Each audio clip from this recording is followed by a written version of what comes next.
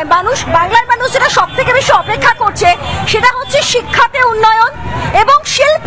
আমাদের রাজ্যে শিল্প আসা খুব দরকার। তৈরি করতে হবে, একটা পরিবেশ তৈরি করতে হবে যেখানে মানুষ ঠিকমতো ভাবে নিঃশ্বাস নিতে পারে, এখানে শিল্পপতি যারা ছোট বড় ব্যবসায়ী সবাই মিলে একদম করতে পারে, তোলাবাজি যেখানে না থাকতে পারে। এইগুলো যদি থাকে তাহলে আস্তে আস্তে দেখবে আবার এই পশ্চিমবঙ্গে যে ধরনের ব্যবসার একটা পরিবেশ ছিল এককালে সেটা আবার ফেরত আসবে। আমি তো মনে করছি যে একবার কিছুদিন আমাদের সময় দিক, তার মধ্যেই দেখবেন এর রেজাল্ট আসতে আরম্ভ করবে।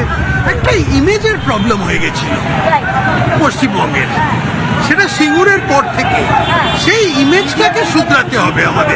আমাদের দেখাতে হবে যে Paschimbanga is a normal state, এটা একটা অ্যাবনর্মাল হয়ে গেছিল। সেই নর্মালসিটা ফেরত আনার জন্য একটা আমাদের জড়া পরিকল্পনা।